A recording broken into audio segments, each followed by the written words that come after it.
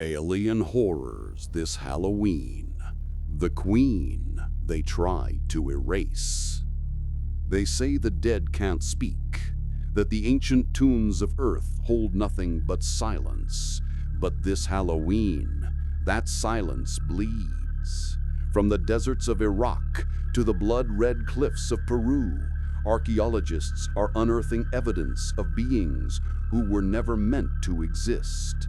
Hybrids, giants, gods made of flesh, and every secret exhumed points to one impossible truth. Humanity was engineered, then abandoned. What they found beneath the sands of Ur wasn't just a queen, it was a warning. Today we dive into the Queen they tried to erase. Scene 1.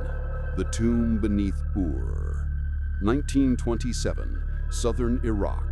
British archaeologist Leonard Woolley descends into the royal cemetery of Ur, the cradle of civilization. He expects artifacts of power, but finds a body instead. Queen Puabi, perfectly preserved, crown of lapis lazuli, bones of gold, and a skull too large, too perfect, too alien. The report vanishes. Assistants quit. The tomb is sealed. Decades later, one blurred photograph leaks, a skull glowing faintly under the lamplight. In 2012, genetic samples allegedly taken from the site test non-human origin. The sample is destroyed. The lab is shut down overnight, and the museum labels the find Artifact PG-800. No further comment. Scene 2.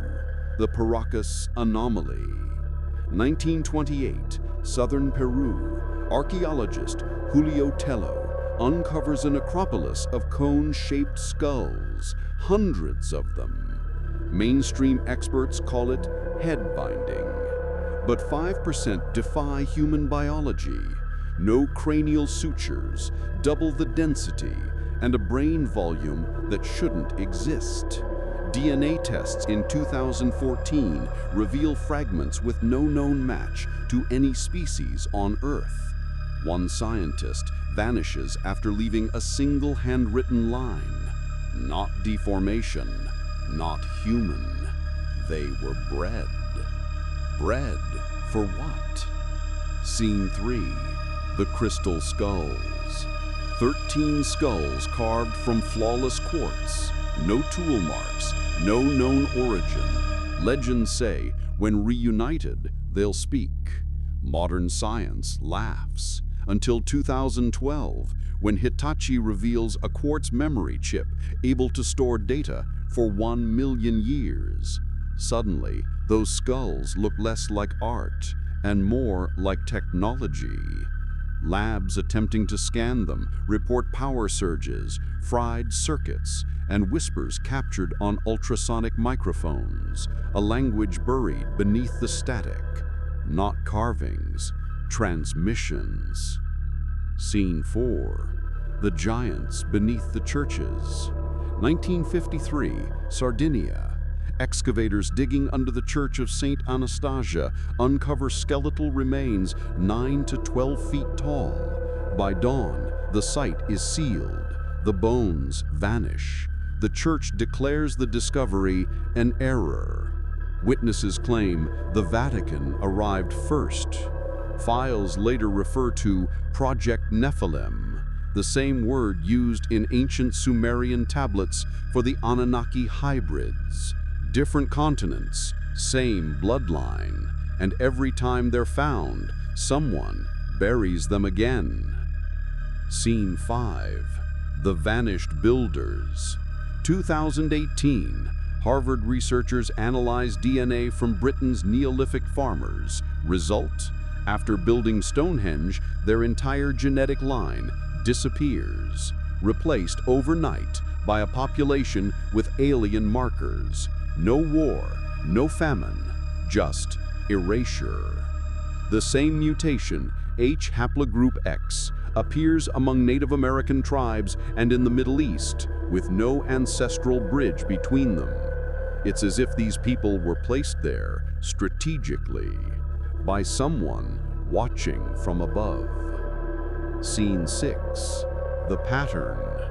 Queen Puabi's skull, the Paracas BNA, the crystal transmitters, the vanished giants, the erased civilizations.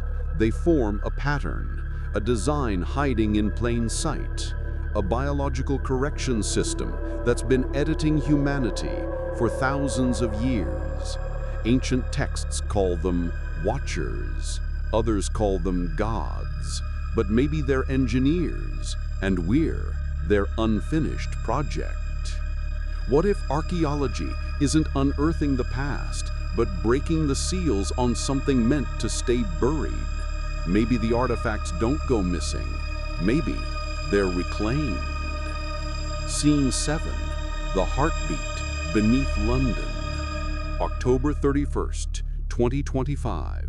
A private lab receives an unmarked crate labeled Ur Expedition 1927.